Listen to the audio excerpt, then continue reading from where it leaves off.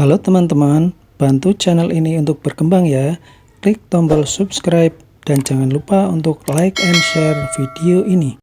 Terima kasih dan selamat mendengarkan.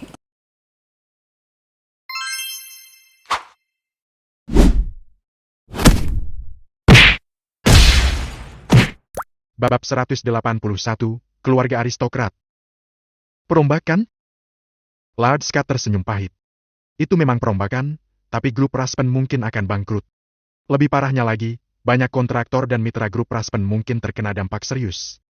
Sejujurnya, meskipun dia berterima kasih kepada Ivan Reed tapi dia masih berusia 18 atau 19 tahun. Akan sangat sulit untuk memulihkan situasi grup Raspen. Mungkin tidak sulit bagi Ivan Reed untuk mendapatkan 3 atau 4 miliar dolar. Di belakangnya adalah Augias Kelvert. Gajah yang sudah kurus masih lebih besar dari kuda.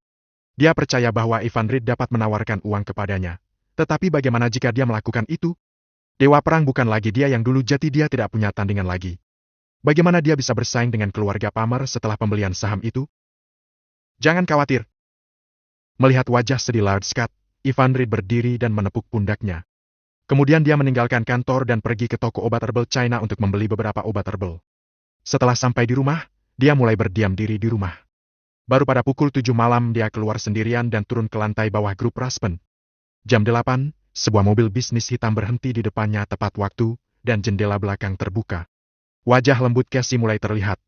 Wajahnya yang halus dan riasan yang luar biasa membuatnya tampak seperti bintang di malam hari. Dia mengenakan gaun malam tanpa bahu yang seksi. Tulang selangkanya yang indah menjulang, dan kalung kristal di lehernya tersebar di sepanjang tulang selangka.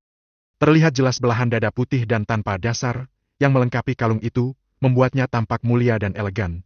Dengan bulu matanya yang ramping sedikit bergerak, Casey melirik Ivan Reed. Dia mengerutkan kening dan sedikit membuka mulutnya. Kamu memakai ini ke pesta dansa, dengan karung? Ada masalah? Ivan Reed benar-benar tidak pernah pergi ke pesta dansa apapun. Dia selalu berpakaian santai saat ada kegiatan di sekolah. Bajuku berharga $75. Masuk ke dalam mobil. Casey tidak mengatakan apa-apa lagi. Setelah Ivan Reed masuk ke mobil, dia berkata kepada pengemudi. Pergi ke men's home? Oke. Pengemudi memandang Ivan Reed melalui kaca spion dan sedikit mengernyit. Bagaimana bocah yang berpakaian seperti anak desa ini bertemu dengan wanita itu? Dan wanita itu datang untuk menjemputnya ke pesta dansa secara langsung. Kenapa dia membawa karung? Untuk pergi ke pasar?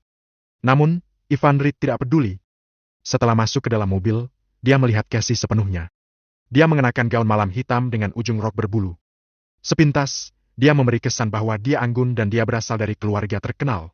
Tampaknya pesta dansa itu penting karena Casey menganggapnya serius. Di men's home, Casey, dengan gaun malam tidak bisa keluar dari mobil. Dia memesankan untuk Ivan Reed melalui situs web resmi. Seseorang yang telah berbicara dengan Casey di telepon menyapa Ivan Reed secara langsung dan membantunya mengenakan setelan putih yang dipilih Casey untuknya. Ketika dia berjalan keluar dari gerbang, Casey menjadi sedikit pucat, dengan mata indahnya sedikit membeku. Memang benar bahwa pakaian sangat menentukan penampilan. Jas putih itu persis seperti jas pesanan khusus milik Ivan Reed. Tubuhnya yang tinggi sangat cocok dengan setelan itu. Auranya tiba-tiba berubah. Matanya tajam dan matanya yang tajam kelihatan gelap dan dalam. Matanya lembut dengan sedikit kedinginan seperti bintang-bintang di langit, dan dia tampak seperti CEO yang suka memerintah dan orang kaya dalam novel dan dia sangat berkelas. Casey sedikit tenggelam dalam pikirannya sejenak. Pria seperti itu sangat sempurna. Setelah dia mengenakan jas, dia selalu menunjukkan pesona dan temperamen pria dewasa. Dia tidak bisa tidak memikirkan adegan malam itu. Bahkan pengemudi taksi itu tercengang dan akhirnya mengerti mengapa bukan dia, melainkan Ivan Reed yang duduk di kursi belakang. Setelan ini terlihat aneh. Setelah masuk ke dalam mobil, Ivan Reed bergumam pada dirinya sendiri. Dia jarang memakai jas, terutama jas putih. Dia pikir itu terlalu menonjol. Dia tidak terbiasa dengan itu. Jalan. Casey kembali sadar dan meminta sopir untuk mengemudi. Pada saat yang sama, dia memberitahu Ivan Reed beberapa hal yang perlu diperhatikan pada dansa malam ini. Malam ini, dansa akan diadakan di Villa Puncak Bukit antara Sisbey dan Jayan. Tuan rumahnya adalah Sekermak. Dia adalah putra generasi ke-6 dari keluarga Mat yang merupakan salah satu keluarga bangsawan di Jayan. Apakah kamu tahu apa arti keluarga bangsawan? Tanya Casey. Ya, aku tahu sedikit. Ivan Reed mengangguk. Yang disebut keluarga bangsawan berarti keluarga itu tetap kaya setidaknya selama 3 generasi. Apalagi generasi ketiga tidak hanya lahir tetapi dibutuhkan untuk menjadi kepala keluarga. Ambil contoh Lard Scott, awalnya dia hanya orang kaya biasa, dan jika keluarganya ingin menjadi keluarga bangsawan dia harus menunggu cucunya menjadi kepala keluarganya. Tentu saja, bahkan jika kekayaan Lard Scott sepenuhnya diwarisi oleh cucunya, keluarganya tidak bisa menjadi keluarga bangsawan. Keluarga bangsawan tidak bisa dinilai dengan uang saja. Augeas Calvert, misalnya, mengikuti kepemimpinan Walker Farmer, wali kota Sis Bay. Apakah dia cukup hanya penting dan kuat? Ada lebih dari satu orang seperti itu dan keluarga bangsawan. Mereka mungkin tidak sekuat Augeas Calvert, tapi mereka bisa memerintah mereka yang kuat. Inilah yang dimaksud dengan keluarga bangsawan. Karena keluarga bangsawan terisolasi, mustahil bagi orang biasa untuk mengetahui, bertemu, dan bahkan membayangkan mereka. Jika Ivan Reed tidak bertemu Augeas Calvert, yang memberitahu banyak hal pada Ivan Reed, dia tidak akan mengira kerajaan Dragonfire memiliki keluarga yang begitu kuat. Jika generasi pertama dan kedua kaya, generasi ketiga hanya dapat dianggap sebagai keluarga bangsawan junior. Keluarga Mac adalah keluarga bangsawan junior. Meskipun keluarga Mac junior, mudah untuk membantumu menangani keluarga Palmer. Ivan Reed mengangguk, tetapi Casey masih menjelaskan kepadanya. Bahkan jika Zach Palmer di keluarga Palmer bertemu dengan Seeker Mac, dia juga harus hormat dan berhati-hati. Keluarga Mac berasal dari Sis Bay. Itu sebenarnya adalah keluarga pertama di Sis Bay. Pengaruhnya terhadap Sis Bay jauh lebih kuat daripada keluarga Palmer. Ketika kamu bertemu Seeker Mac di malam hari, kamu harus segan. Jika kamu bisa mendapatkan bantuannya, masalah grup Raspen akan terpecahkan. Casey berkata perlahan. Tentu saja, sulit untuk mendapatkan bantuan dari keluarga bangsawan. Namun, akan ada keluarga besar lainnya di pesta dansa, dan semua tuan dan nyonya muda di 10 besar daftar orang kaya Giant akan berada di sana, dan beberapa teman kaya Seeker Mac akan datang juga. Singkatnya, malam ini adalah kesempatan yang baik. Jangan lewatkan. Tentu saja, jangan terlalu menyanjung. Pokoknya, cobalah untuk tidak membuat mereka jijik dan beri mereka kesan yang baik, oke? Baik? Ivan Reed tersenyum dan berkata, mereka semua adalah sapi perah. Bagaimana saya bisa membuat mereka jijik? Sapi perah! Casey sedikit terkejut. Jelas, dia sedikit tidak nyaman dengan kata itu, tetapi dia tidak mengatakan apa-apa lagi. Masih ada 1 jam lagi. Kamu bisa tidur sebentar. Ivan Reed berkata. Tidur bersama? Casey tersipu dan menutup matanya. Ivan Reed sedang memikirkan berapa banyak yang bisa dia dapatkan malam ini. Uang untuk membeli saham grup Raspen terkumpul sampai malam ini. Menurut Casey, mereka semua adalah orang-orang hebat. Apakah terlalu muluk untuk mendapatkan 7,5 miliar dolar? Bab 182, apa aku dapat menekan kamu? 1 jam kemudian, mereka tiba. Mobil komersial memasuki gerbang yang diperiksa secara ketat untuk masuk ke jalan menuju gunung, tapi setelah memasuki gerbang, suasana menjadi terang benderang. Pohon, bunga, dan tanaman berharga ditanam di sepanjang jalan yang sepi. Ivan bahkan melihat beberapa rusa berjalan perlahan. Rusa-rusa ini dibesarkan oleh manusia. Mereka tinggal bersama manusia sepanjang tahun, jadi mereka tidak takut pada manusia. Casey melihat Ivan seolah-olah Ivan belum pernah melihat semua ini. Casey yang penasaran pun bertanya. Setidaknya kamu adalah putra dewa perang. Pernahkah kamu melihat pemandangan ini? Tidak. Ivan menggelengkan kepalanya dengan jujur. Aku bertemu kakek Augeas 1 bulan yang lalu. Sebelumnya, aku hanya seorang dokter biasa. Ya. Casey tidak bertanya lebih banyak tapi berkata. Kalau begitu berhenti bicara nanti. Aku akan mencoba yang terbaik untuk membantumu mendapatkan dukungan. Ada sekitar 10 menit perjalanan mendaki gunung. 10 menit kemudian. Nona, kita sudah sampai. Sopir menghentikan mobil. Lalu, Casey turun dari mobil dengan hati-hati dan diikuti oleh Ivan. Mobil berhenti di depan sebuah villa mewah yang besar. Di luar villa, terlihat pengawal berjumlah lebih dari 100 orang. Aula villa sudah ramai dengan orang-orang. Para pria hampir semuanya mengenakan jas dan sepatu kulit, mereka juga terlihat elegan dan tampan. Para wanita juga mengenakan berbagai gaun pesta yang indah dan terlihat berbeda dengan berbagai cara. Di bawah cahaya, mereka berkumpul dalam kelompok dengan jumlah sekitar 12 atau 13 orang. Di sekitar mereka, para pelayan bolak-balik membawa sampahnya, anggur, buah-buahan, kue, dan berbagai makanan kelas atas untuk melayani para tamu. Pelayanan ini dilakukan secara personal dan sangat baik. Begitu Ivan dan Casey masuk, mereka menarik perhatian banyak orang. Casey sangat cantik dan Ivan sangat tampan. Mereka berjalan bersama dan terlihat serasi. Yang terpenting, Ivan membawa karung, yang biasanya terlihat di pedesaan. Karung semacam ini hampir hilang dalam kehidupan orang-orang kaya ini. Mereka mungkin hanya bisa melihatnya di serial televisi. Ada satu hal lagi. Ketika melihat seorang pria tampan dengan karung di tangannya, banyak orang tidak bisa menahan tawa. Siapa pria itu? Kenapa kita tidak pernah bertemu dengannya? Mungkin dia dibawa oleh Cassie. Dia cukup tampan. Tapi kenapa dia membawa karung? Siapa tahu? Tiba-tiba, karung itu menarik perhatian semua orang. Selain itu, kecantikan Cassie membuat banyak orang berkumpul di sini. Cassie! Seorang wanita menyapa Cassie dengan hangat. Kamu sudah datang. Pesta dansa akan dimulai 5 menit lagi. Kalau kamu datang lebih lama, kamu akan terlambat. Cevilla, masih 5 menit lagi. Cassie tersenyum memesona. Tuan Mark belum datang. Dia. Cevilla melirik Ivan. Aku ingin mengenalkannya padamu. Ini temanku Ivan. Cassie kembali menatap Ivan. Ketika dia hendak memintanya untuk menyapa, dia melihat karung di tangannya dan langsung terpaku. Beraninya dia membawa karung itu? Kenapa dia tidak memasukkannya ke dalam mobil?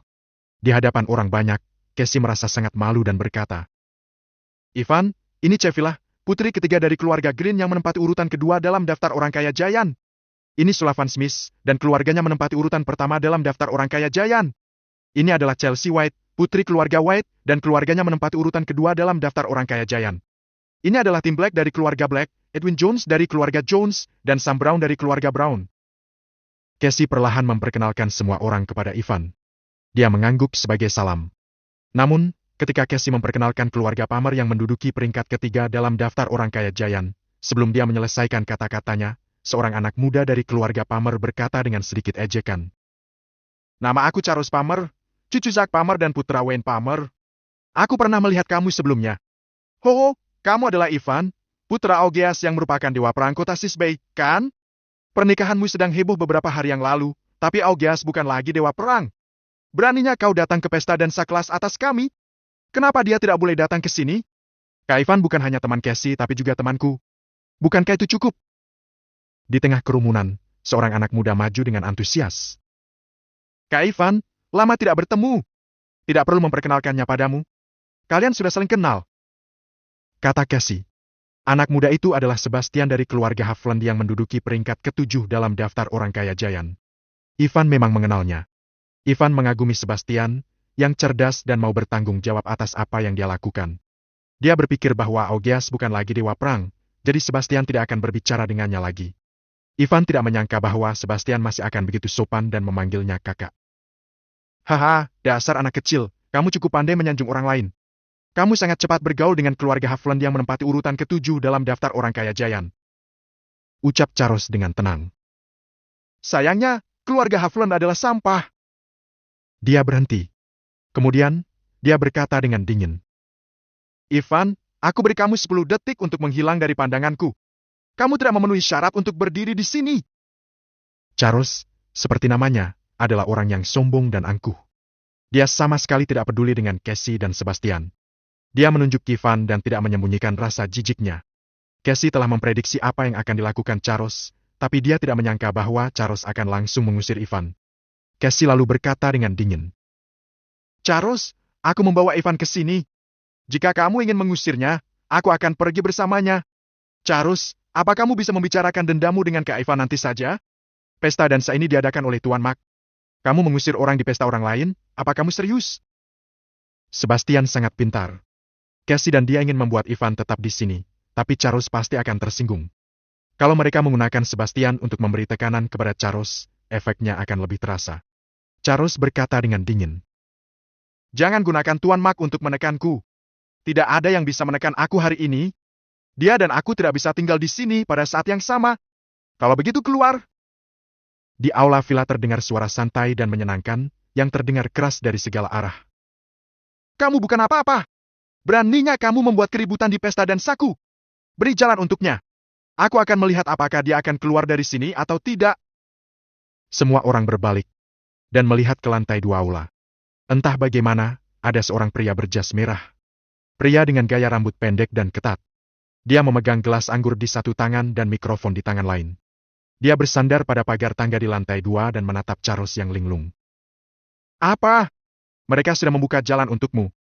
Kenapa kamu belum pergi? Saya. Wajah Charles langsung pucat. Tuan Mark, maaf. Bisakah namaku menekanmu? Ya. Jawab Charles tanpa ragu-ragu. Seker menambahkan. Aku akan memberimu 10 detik.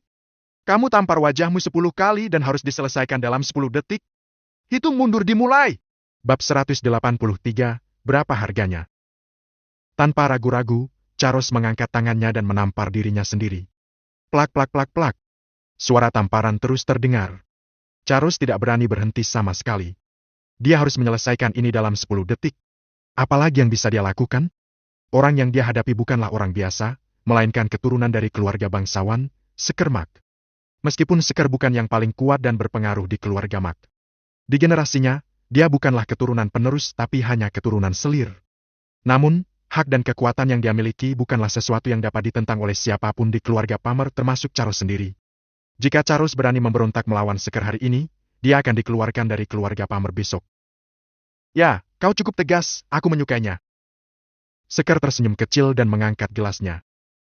Ayo, minum. Pelayan datang ke Charles dengan sampahnya. Tuan Mak, saya akan bersulang untuk Anda. Saya akan menghabiskannya, dan Anda dapat menyesuaikan diri. Ucap Charles sambil mengangkat gelas dan meneguk semuanya. Setelah meneguk habis minumannya, dia melirik ke arah Ivan dengan niat membunuh yang ganas. Seker hanya menyesapnya dan berkata dengan keras. Terima kasih untuk semua orang kaya yang datang ke pestaku. Jadi, aku akan bersulang untuk kalian semua. Untuk Tuan Mak. Untuk Tuan Mak. Pada saat yang sama, semua orang mengambil gelas mereka dan meneguk semuanya, begitu pula Ivan. Namun, dia tertarik dengan makanan di kejauhan. Berbagai makanan diletakkan di satu sisi aula.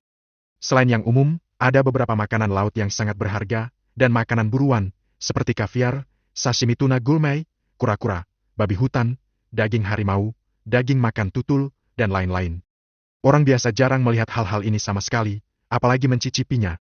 Ivan bahkan bisa melihat beberapa makanan laut dan makanan buruan yang penuh dengan energi dari roh. Hari yang indah? Tidak heran orang-orang kaya ini memiliki umur yang panjang. Mereka memiliki kondisi medis yang baik dan makan makanan yang berharga. Aneh kalau kehidupan mereka cukup pendek. Bisik Ivan. Dia belajar sesuatu hari ini. Pada saat yang sama, dia tiba-tiba merasa lapar dan ingin segera memakannya. Setelah beberapa saat, energi dari roh akan menghilang. Sayang sekali. Dia membutuhkan banyak energi untuk membuat sesuatu sore ini. Sekarang, melihat makanan lezat yang dipenuhi oleh energi dari roh, Ivan yang rakus langsung pindah ke sisi lain. Pestanya sekarang akan dimulai. Aturan yang sama di sini. Mari kita menari dulu dan kemudian bermain. Seker menjentikkan jarinya. Tiba-tiba, band musik tingkat atas yang disewa olehnya secara khusus datang dan duduk satu demi satu untuk memainkan musik. Ivan mengira musik diputar melalui pemutar suara, tapi dia tidak menyangka bahwa ternyata dimainkan secara langsung. Selain orang kaya generasi kedua dan ketiga, banyak juga teman-teman yang diundang oleh Seker, bahkan termasuk beberapa bintang yang sering terlihat di televisi. Seker menggandeng bintang wanita populer di kedua sisi tangannya, dan ada juga banyak orang yang datang ke sini dan berada di luar pintu, semuanya adalah orang kaya. Yang paling memesona di antara mereka masih orang-orang kaya di kelas atas. Mereka menarik perhatian seperti bintang yang bersinar sehingga banyak orang mengundang mereka untuk menari bersama. Ivan, bolehkah aku mengajakmu berdansa?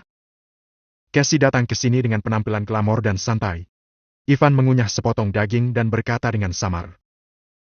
Tidak, aku ingin makan. Menari? Apa lebih penting dari makan daging? Kamu! Cassie tidak menyangka dia akan ditolak. Dia sudah menolak banyak orang yang ingin berdansa dengannya. Dia mengundang Ivan untuk berdansa, tapi Ivan menolaknya dengan menggunakan makan sebagai alasan. Apakah kamu lupa mengapa kamu datang ke sini? Cassie mengerutkan kening. Tidak. Ivan berkata sambil makan. Tidak perlu terburu-buru. Cassie mendengus. Kamu memang tidak bisa diselamatkan lagi. Augeas dalam bahaya. Apa kamu masih berpikir bahwa dirimu adalah Tuan Reed dari keluarga Dewa Perang? Kamu hanya makan tanpa melakukan apapun dalam situasi ini. Cassie pergi dengan marah dan berdansa dengan sahabatnya. Ivan tidak peduli dengan apa yang dikatakan Cassie tapi memilih untuk tetap makan. Cap! Cap! Dengan kaki beruang goreng di tangan kirinya dan sepotong daging harimau di tangan kanannya, dia mengunyah teripang dengan lahap. Semua orang yang melayaninya tercengang. Mereka merasa bingung kenapa Ivan makan seperti ini, karena hidangan ini seharusnya menjadi makanan umum bagi orang-orang kaya itu. Namun pria ini, seolah-olah dia belum pernah makan sebelumnya, dan terus makan tanpa henti. Bahkan pelayan itu meremehkannya. Setelah menari, banyak orang memperhatikan penampilan Ivan yang berantakan, dan mulai mendiskusikannya. Charles ingin mencibir, tapi memikirkan apa yang terjadi sebelumnya, dia akhirnya menahan diri. Sialan! Lihat kamu sudah makan begitu banyak. Sekar melangkah maju, melihat tumpukan tulang di depan Ivan, dan berkata sambil tersenyum. Kamu makan seperti kuda, haha! Ivan tidak menanggapinya. Dia terus saja makan. Menarik. Sekar tidak marah. Dia menepuk pantat kedua aktris itu, lalu kedua aktris yang mengerti maksudnya dan pergi. Sekar mendatangi Ivan sendirian dan mengulurkan tangannya. Kawan, aku, Sekar, menyukai orang yang unik sepertimu. Haha, bagaimana kalau kamu menjadi temanku? Ivan melepas sarung tangannya, berjabat tangan dengannya, dan memperkenalkan dirinya. Aku Ivan Reed. Kemudian, Sekar hanya melihatnya dari samping. Semua orang terkejut karena mereka jarang melihat Sekar dan Ivan mengobrol satu sama lain. Ivan, si brengsek yang beruntung, difavoritkan oleh Sekar di hari pertama. Bahkan Casey sangat terkejut. Dia tahu bahwa Sekar menyukai hal-hal baru yang menarik dan yang tidak biasa, tapi dia tidak tahu bahwa Sekar akan mengobrol dengan Ivan atas inisiatifnya sendiri. Sialan! Kedua mata Charles terlihat gelap. Dia berpikir jika Ivan dan Tuan Mac menjadi teman, keluarga Palmer pasti akan berakhir. Sangat mudah bagi tuan dari keluarga bangsawan untuk mengalahkan keluarga Palmer.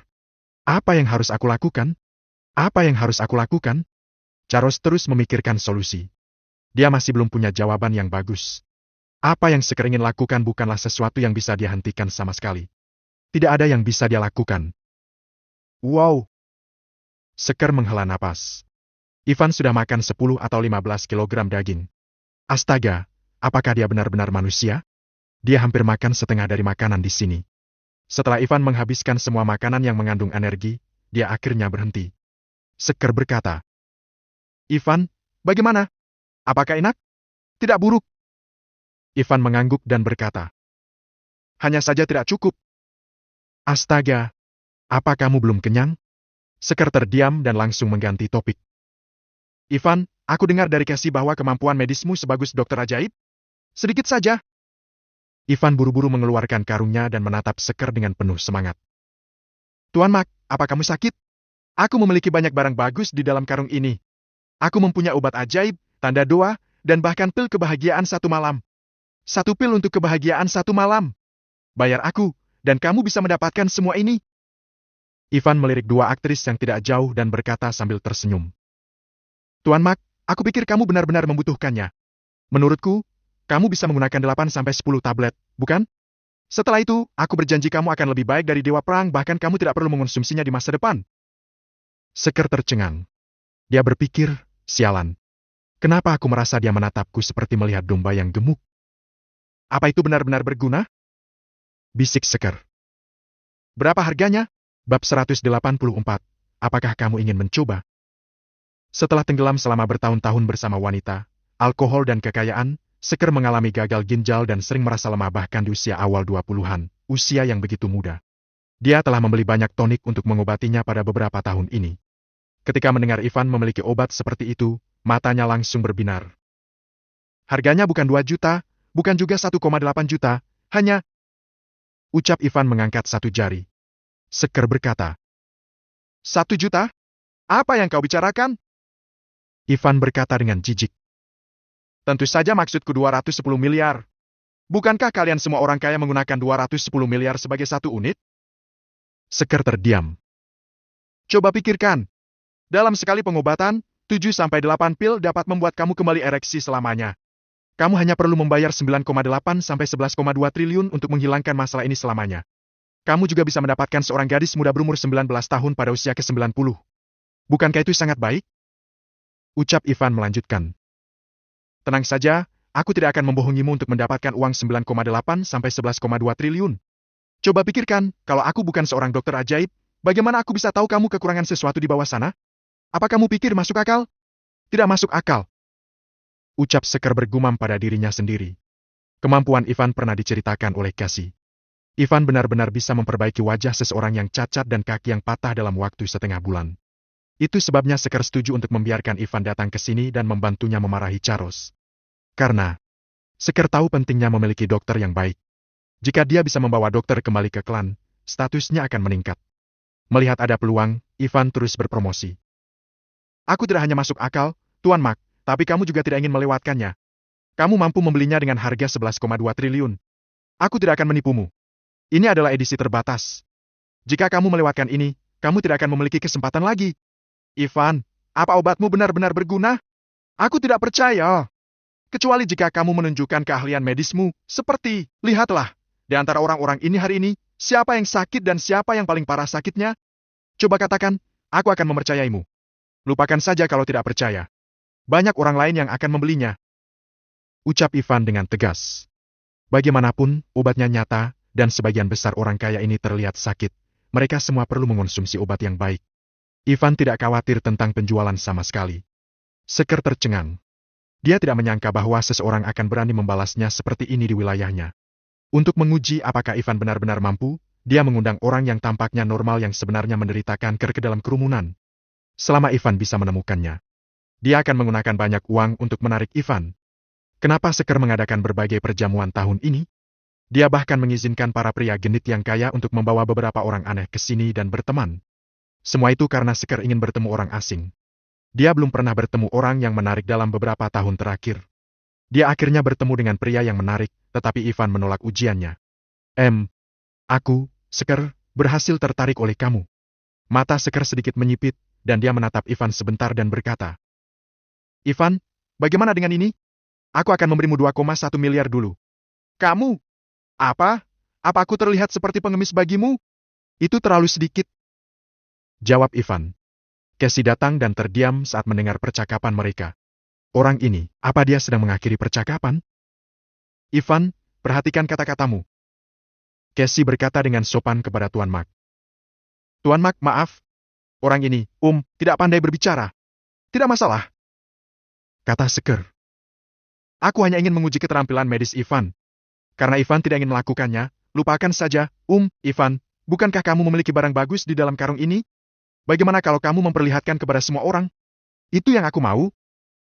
Ivan menghadiri pesta hari ini hanya karena satu alasan. Menarik lebih banyak uang.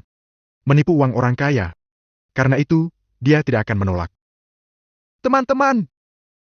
Sekar bertepuk tangan. Kerumunan yang memperhatikan Sekar langsung menoleh. Sekar tersenyum dan berkata, orang ini Ivan. Ivan mengatakan bahwa dia membawa beberapa barang bagus untuk dibagikan kepada kita. Bagaimana kalau kalian mendekat untuk melihatnya? Hah? Haha, barang bagus apa yang bisa dibawa orang miskin seperti Tuan Reed? Ya, Tuan Mak, jangan tertipu olehnya.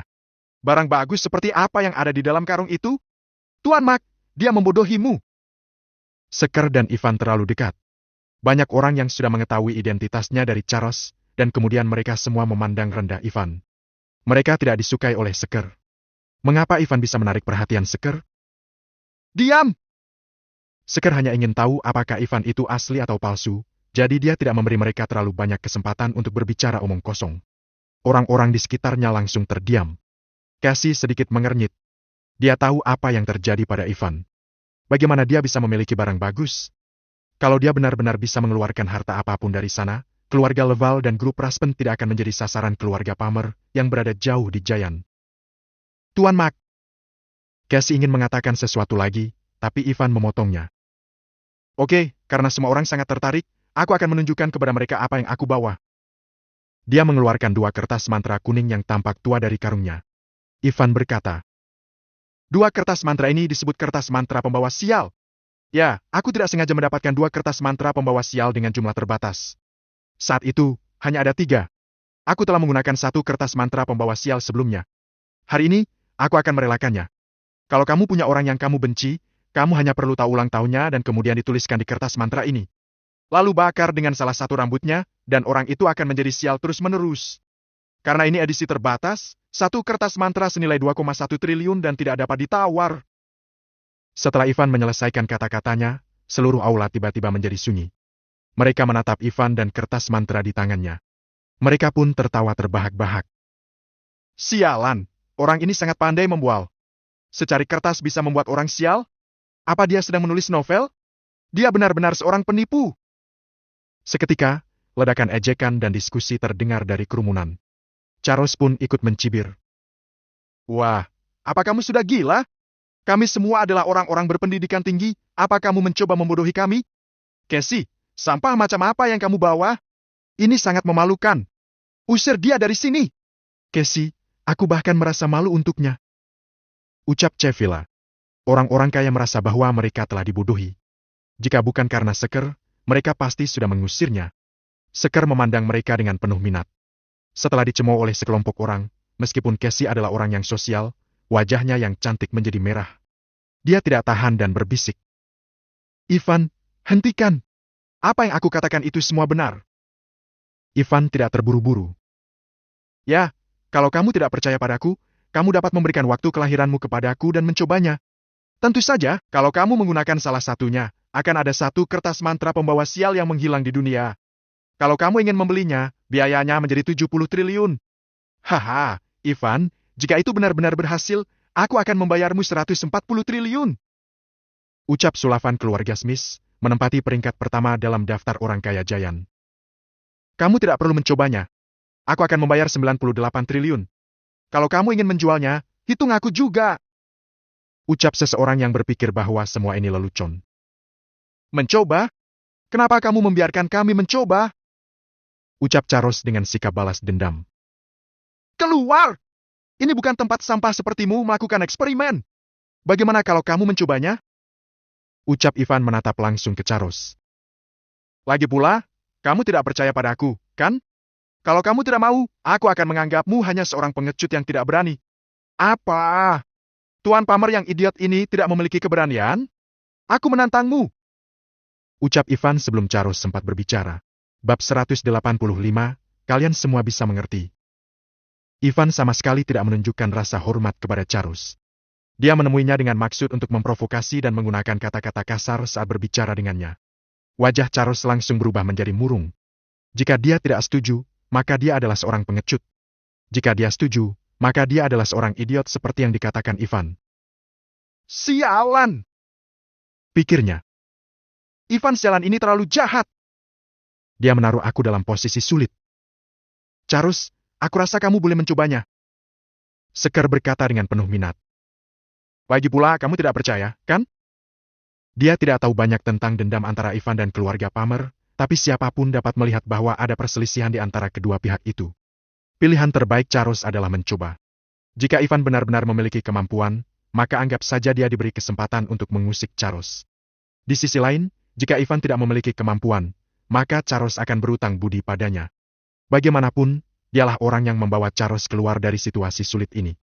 Tentu saja, Charles tidak merasa bahwa kertas mantra pembawa sial itu akan berhasil. Namun, dia berterima kasih kepada Seker karena telah membantunya. Karena Tuan Mac berkata begitu, maka aku akan mencoba.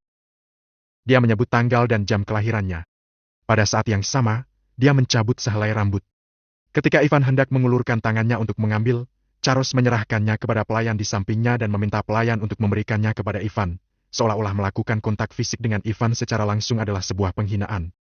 Ivan tidak peduli. Dia menuliskan tanggal dan jam lahirnya.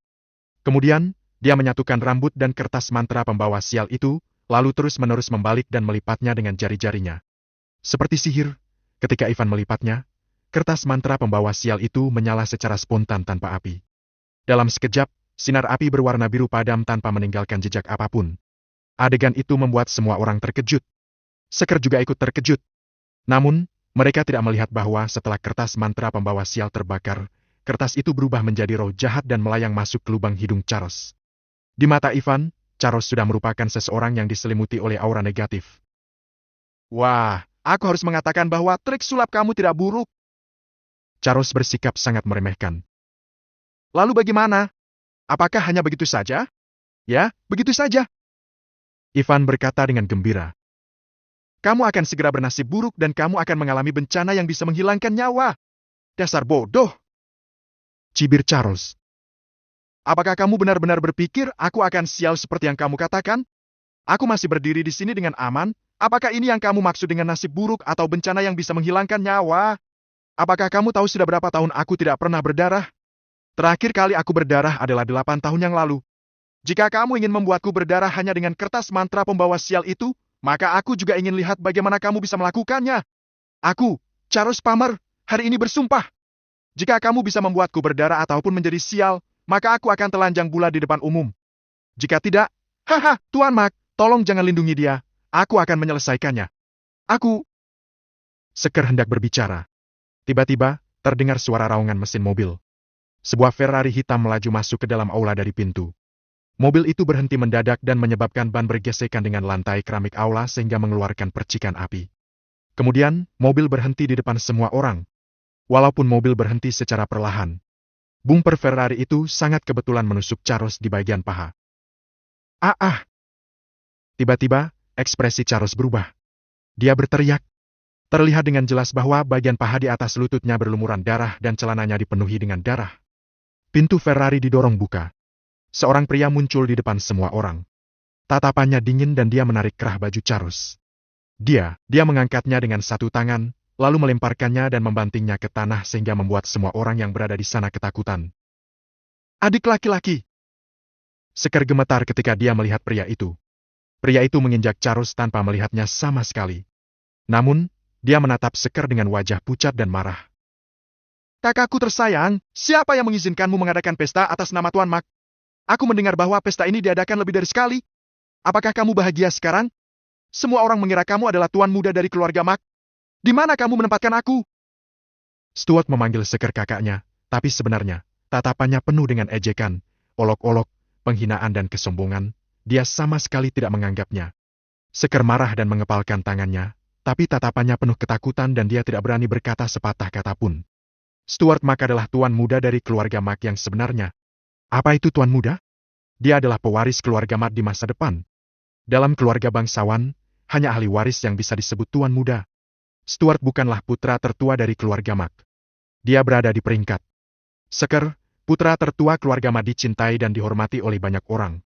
Tetapi, dia bukan pewaris keluarga Mak. Pewaris keluarga Mak adalah Stuart. Mengapa demikian? Karena Stuart adalah petarung. Gurunya juga adalah petarung. Dalam keluarga bangsawan, kemampuan berbicara untukmu. Karena itu, Stuart tidak pernah menghiraukan kakak tertuanya. Stuart menerobos masuk ke villa, lalu ke dalam pestanya dan membuatnya kehilangan muka, tapi dia tidak berani membalas. Dia bahkan memohon. Adikku, ini pestaku hari ini. Kamu membuatku malu di depan semua orang. Bisakah kita membicarakannya nanti? Aku sudah sangat menghormatimu. Aku tidak melawanmu. Hanya anjing yang menghalangi ini. Stuart menginjak wajah Charles dengan keras. Charles berteriak kesakitan, tapi Stuart bahkan tidak memandangnya. Sekar, kukatakan padamu, tidak semua orang pantas menggunakan gelar tuan muda keluarga Mak. Tatapan Stuart penuh dengan kemarahan. Aku akan memberimu waktu 3 menit untuk segera mengeluarkan orang-orang ini. 3 menit kemudian, jika pesta masih berlangsung, aku akan menghancurkan villa sampahmu. Sekar menundukkan kepalanya, pipinya memerah dan dia mengepalkan tangannya, tapi dia tidak berani berbicara. Stuart menghancurkan citra bagusnya di depan publik, seolah-olah dia sedang menamparnya dengan keras. Tentu saja, semua orang di dalam aula mengenal Stuart dan mereka juga tidak berani mengatakan apapun. Dasar pecundang! Stuart mendengus dingin. Dia melepaskan Charles, lalu duduk di dalam mobil dan bersiap untuk meninggalkan tempat. Namun, pada saat ini, sebuah tangan masuk dari jendela dan meraih setir mobilnya. Wajah tampan muncul di depan jendela Stuart. Aku rasa 3 menit tidak cukup. Aku sedang menjual barang. Aku setidaknya butuh setengah jam. Siapa kamu? Stuart mengerutkan kening dan berkata dengan dingin. Siapa kamu? Apakah kamu sedang menawar denganku? Namaku Ivan Reed. Ivan tersenyum sambil tetap memegang setir mobil. Aku butuh setengah jam. Apakah kamu mau memberikannya kepadaku? Ivan Reed? Haha, aku belum pernah mendengarnya. Tapi aku bisa memberimu waktu 3 detik untuk melepaskan tanganmu. Stuart menatap Ivan dengan dingin dan mulai menghitung mundur. 3, 2, 1. Sampah! Setelah selesai berbicara, Stuart mencibir, lalu memasang gigi mundur dan menginjak pedal gas. Bam! Mobil Ferrari mengeluarkan suara dengungan yang dalam dan terus bergetar. Biasanya, mobil akan langsung berbalik. Dengan kecepatan mobil Ferrari, tangan Ivan bisa dipatahkan hanya dalam waktu singkat. Namun, mobil berdengung untuk waktu yang lama dan tidak bisa bergerak sama sekali. Stuart menginjak pedal gas, keempat roda terus berputar, tapi mobil tetap tidak bisa bergerak. Apa-apaan? Stuart mengutuk dalam hatinya. Apakah mobilnya mogok? Stuart menjadi lebih marah. Dia mengeluarkan sebuah belati dan menikam lengan Ivan dengan ganas. Dengan suara teredam, belatinya seperti menusuk sesuatu yang keras. Ini tidak menyakiti Ivan sama sekali. Dia menatap belati dengan heran. Aku butuh waktu setengah jam. Apakah kamu mau memberikannya kepadaku? Kali ini, Ivan bertanya lagi. Stuart menatap Ivan. Ekspresi Ivan tidak berubah dan dia tetap tenang. Tapi kali ini, sebelum Stuart menjawab, Ivan sudah melepaskan tangannya. Stuart tidak melepaskan pedal gas. Saat Ivan melepaskan tangannya, mobil Ferrari berbalik seakan kuda liar yang sedang melarikan diri. Untungnya, Stuart bereaksi cepat dan dengan cepat memutar setir sehingga tidak menyebabkan kecelakaan. Siapa pria itu? Stuart merasakan hawa dingin di punggungnya. Pada saat itu, Ivan benar-benar membuatnya merasa sedikit ketakutan. Siapapun kamu, sebaiknya kamu tidak muncul di depanku lain kali. Dia pergi dengan mengendarai mobil Ferrari dengan raut wajah suram. Kali ini, dia mengalah. Stuart merasa bahwa Ivan sedikit aneh dan dia tidak bisa mengertinya. Tikaman tadi bahkan tidak menembus kulitnya. Stuart curiga bahwa dirinya sedang bermimpi. Selain itu, mobilnya juga tidak bisa bergerak. Apakah karena mobilnya rusak atau karena tangan Ivan? Di aula di mana pesta diadakan, semua orang masih kaget, heran dan terdiam. Insiden Stuart yang tak terduga itu membuat semua orang merasa sangat canggung. Banyak orang memandang Ivan seperti orang bodoh. Dia sampah, beraninya dia memprovokasi Stuart. Augeas bukan lagi dewa perang sekarang. Walaupun dia masih adalah dewa perang, dia juga seharusnya bersikap hormat dan sopan saat bertemu dengan calon pewaris keluarga bangsawan seperti Stuart. Dia sangat sombong. Sial! Wajah cantik Cassie menjadi pucat. Dia bingung dan lupa menghentikan Ivan. Jika dia tahu ini, dia tidak akan membawa Ivan ke sini. Ivan, apakah kamu tahu apa yang baru saja kamu lakukan? Cassie tampak cemas. Apakah kamu tahu kamu sudah melakukan kesalahan besar? Jangan khawatir. Ini bukan masalah besar.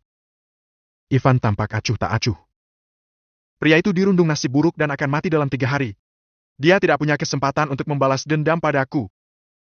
Ivan mengatakan yang sebenarnya. Begitu Stuart masuk, Ivan merasakan aura negatif pada tubuhnya yang 100 kali lebih kuat daripada kertas mantra pembawa sial. Bahkan bisa hidup 3 hari saja sudah merupakan hal yang bagus, kemungkinan saja dia akan ditabrak mati oleh mobil tepat setelah dia pergi. Jangan sembarang bicara! Cassie buru-buru menghentikannya. Jika ini didengar oleh keluarga Mark dan Stuart, Ivan bisa dibunuh. Tidak apa-apa. Kemarahan Sker mereda. Dia menyesuaikan suasana hatinya dengan cepat dan tersenyum. Semuanya, aku minta maaf untuk malam ini. Kakakku pemarah, tapi tidak apa-apa. Dia hanyalah berbicara tanpa tindakan nyata. Ivan, kamu ingin menjual sesuatu, kan? Silakan. Sker melirik sekitaran dengan serius. Kertas mantra pembawa sial milikmu tampaknya bekerja dengan baik. Pada saat itulah, semua orang baru teringat pada Charles. Paha Charles berdarah dan wajahnya bengkak. Lalu, semua ini terjadi setelah Ivan menggunakan kertas mantra pembawa sial. Apakah kertas itu benar-benar efektif? Tuan Mark, jangan percaya padanya. Charles berjuang untuk berdiri. Ini tidak ada hubungannya dengan kertas mantra pembawa sial. Ini hanya sebuah kebetulan. Aduh! Sebelum dia bisa menyelesaikan kata-katanya, rasa sakit yang hebat tiba-tiba dia rasakan dari kakinya dan dia terjatuh lagi.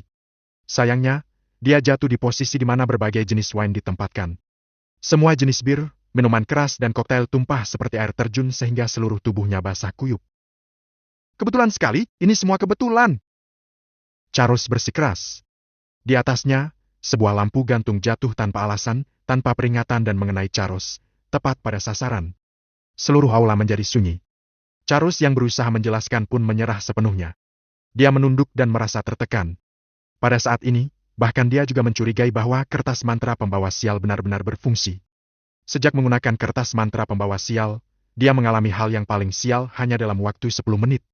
Dia ditusuk oleh Ferrari, dipukuli oleh Stuart tanpa alasan, kemudian dia basah kuyup dan terkena lampu gantung yang jatuh. Apa-apaan itu? Di dalam aula, mereka menatap Charles dan Ivan dengan kaget. Teman-teman, kalian sudah melihat efek kertas mantra pembawa sial. Aku hanya punya satu yang tersisa yang dijual seharga 11 triliun. Dapatkan sekarang! Ivan melanjutkan. Aku percaya semua orang di sini memiliki 11 triliun. Kalian bisa menggunakan kertas mantra pembawa sial ini pada musuh kalian. Aku tidak perlu menjelaskan terlalu banyak. Kalian semua bisa mengerti. Bab 186, Nasib Buruk.